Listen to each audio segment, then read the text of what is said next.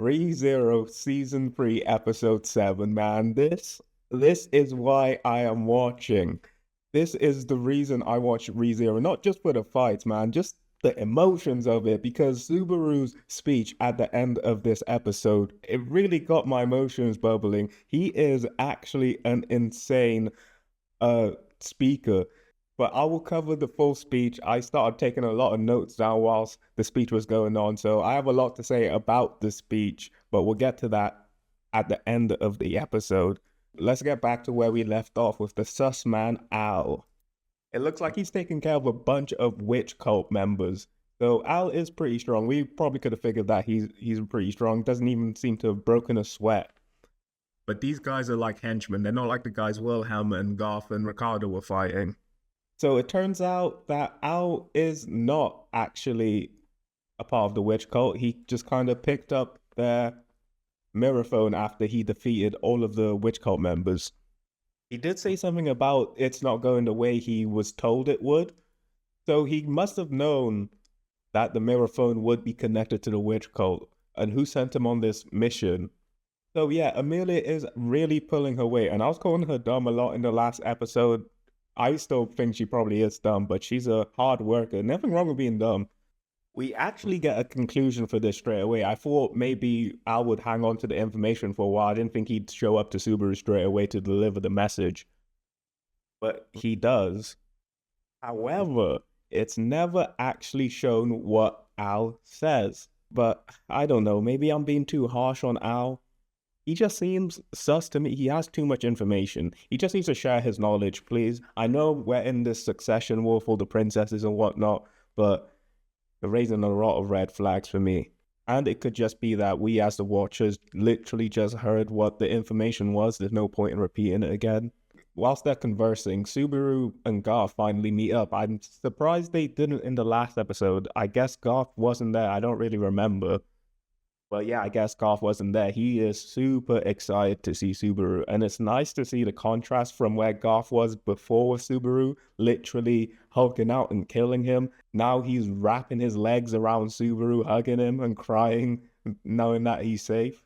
And I also do want to mention that we do find out at least one of the pieces of information Al told the group was accurate to what Emilia says. He did tell them that Lust was in the first district tower.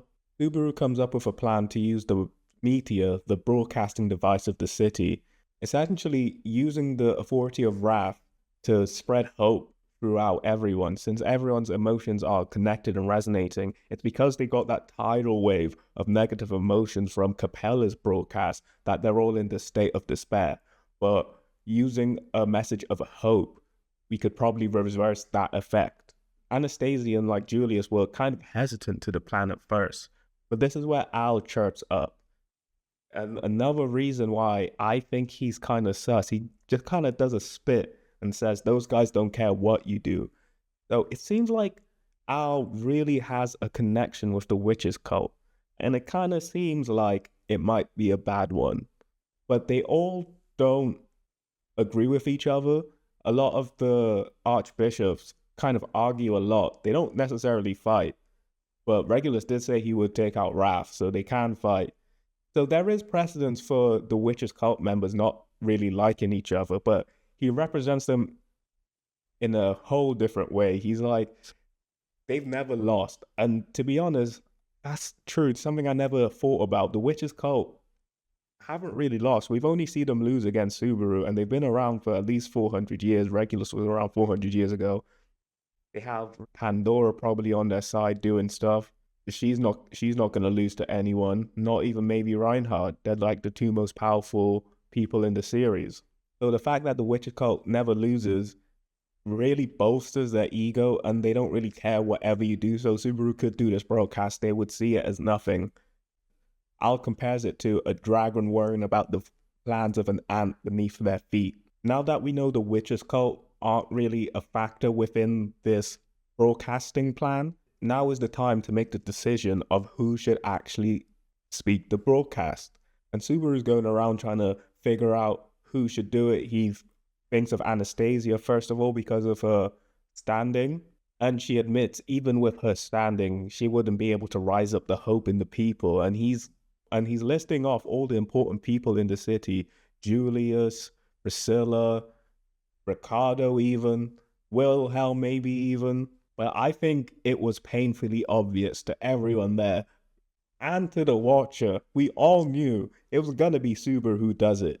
And I was already getting excited for the speech because a Subaru speech actually goes in. This man can speak. He's a natural talker. Once the prospect of Subaru actually delivering the speech comes up, Al starts to chime in, and this is another reason why I think he's sus, although he could be playing the field. Let me explain. Al is kind of trying to dissuade Subaru to do the speech.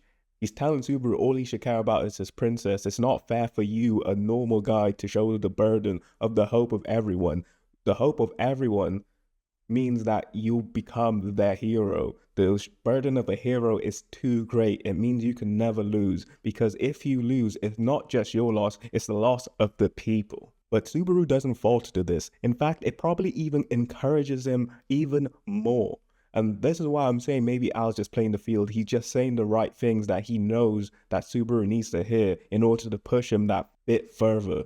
Although, in my headcanon of Al being a traitor, he doesn't know Subaru's personality, what he's like. Maybe he was actually trying to dissuade him. We can't really get to see his eyes all that much. And speaking of his eyes, we actually get, I believe, the first close-up of Al's eyes, and his face doesn't really look disfigured. That's one thing I wanted to know. Maybe he just wears the mask because he's disfigured, but he looks like a handsome guy under there. He's got some beautiful eyes and a lock of hair going over his eye. He's got some hair as well. It's not like he's bald or anything.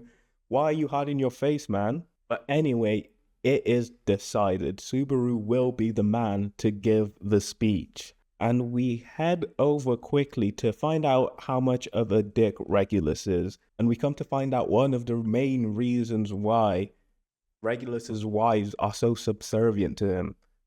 He literally kills anyone who knows their face so they can completely and utterly be his. There's no one to save them. And there is no one for them to return to if they ever escape. The only hope is death. She actually even wanted Emilia to escape so that the wrath of Regulus would be on her and she could finally be at peace. So yeah, that has been your weekly update on Regulus is a massive dick. From here, we get to hear Subaru start speaking on the Meteor. And before we get into the speech, I just want to make a quick note. We get some flashes of other people around the city. We see Goff's mom, Priscilla and Liliana, Belt, Krush. But in one of these scenes, we actually see Reinhardt's dad has escaped. We gotta be on the lookout for that bastard. We knew he wasn't gonna stay still. And he's on Priscilla's side, I guess, anyway, so he's kind of an ally. But now into this amazing speech that Subaru gives us. He starts off the typical Subaru way, belittling himself. But this is a great choice of action to do because he kind of brings himself down into the emotions of the people he's talking to. He blends his own emotions with theirs, and that's a way to truly connect with your listeners. And he even goes on to bring up the shakiness in his voice, and I think that was a really nice touch to come off as authentic, to let the people willingly know where you're faltering. It's not like you're trying to put up a facade. You are being true and honest. And he kind of takes everyone on this journey of despair and doubt. And at the climax of this, Garth's sister, well, half-sister, says she doesn't like this. And that's where Subaru lifts everyone up with a declarative statement. Even though he's weak and useless, he'll still keep fighting because that's all he has and all he's known how to do. And I just think, being a watcher of ReZero and actually knowing all Subaru's been through his return by deaths, it hits even more because we know fighting is truly all he has and all he can do and all he will do in order to make his dreams a reality, make his goals accomplished, defeat the enemy. And now to create even more harmony between everyone, he brings up the positive. He tells them what they do have. There are people around them You're not alone in this fight. And to be honest, whilst I was watching, I was kind of thinking, what if there's just one guy in the shelter alone and he's hearing this message? He might be falling into more despair right now. Subaru even exhibits some great crowd control. He tells the people to at look at the person next to them, and they do. This shows that he's actually reaching the people. He's getting in touch with them. Crowd control is no joke. If you're actually able to let the crowd do what you say through your voice alone, that shows incredible charisma and power in your voice. And this is where I'm saying Subaru's actually a natural speaker. He's able to do this just off the cuff. But then Subaru does something very interesting. He's actually bringing the people down again. He's telling them to look at the other person, and you can see the despair in their eyes. You can see how sad they are. They may even be crying. And Garth's sister again says he doesn't like this. Again, Subaru takes a deep breath because he knows what he's about to say needs to be said right. And it's heavy what he's going to say. It's something he just said before, but he's trying to reinforce it. He's gonna keep fighting. And with him bringing the people to these lows and then trying to bring them up to these highs, he's masterfully, like a pressure pot, taking the people on a roller coaster of emotions so the water keeps bubbling and boiling and explodes, because that's what you need for the hope to propagate with this authority of wrath. It needs to be a rush of emotions. It can't just be someone trying to push you and cheer you up. It needs to be impactful. And Garth's sister, when she says she doesn't like this, it just represents the emotions of everyone, really. It shows that Subaru hasn't truly captured them yet. So that's why he needs to keep applying the heat, applying the pressure, making their emotions bubble. And he repeats what he said at the start. Where are you listening from? A shelter? Are you hiding in your own home? And before, at the start of the speech, when he's saying this, he did have the shaky voice and everything as well. It's kind of like a stranger just asking you something. You're just like, why are you asking me this? I don't want to talk to you right now. I'm having a very stressful moment. But now it comes off as a genuine ally, a friend, a family member asking you, how are you doing? Are you doing all right? He's enforcing the fact that you're not alone. There is someone with you. You're not trembling alone, are you? No, you're not. So we still have the power to fight. And that's what he tells them to do. He tells them to fight, not with weapons, but with your emotions. Stop looking down. Look at people around you. Look up, and there's probably someone looking back at you who wants to help you through this situation that we're all sharing. And he riles the people up. He asks them. He's not the only one who still believes that they can fight.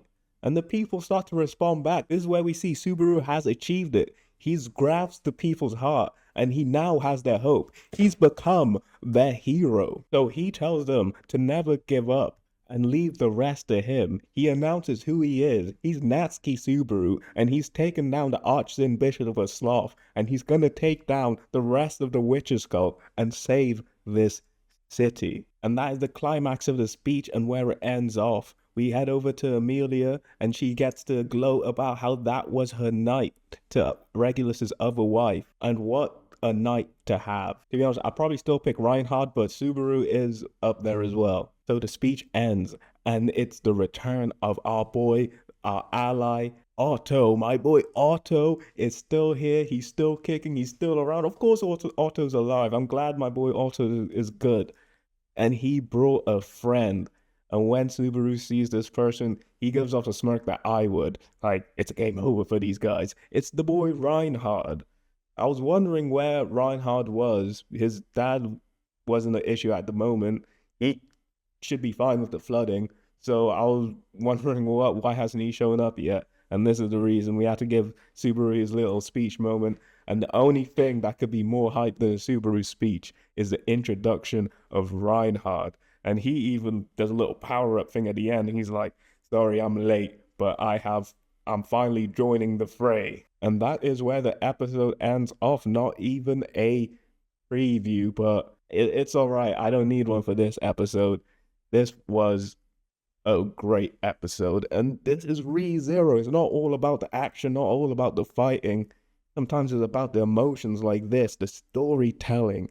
Beautiful. It's amazing. Something I even wanted to mention that I forgot to mention, the sounding in the city hall, because it's so grand, it's echoey, and you can actually hear that. I don't really recognize a lot of anime doing the sound like that. Maybe they might do a little bit, but in this one, I can truly feel it. We're in a empty city hall, it's echoey.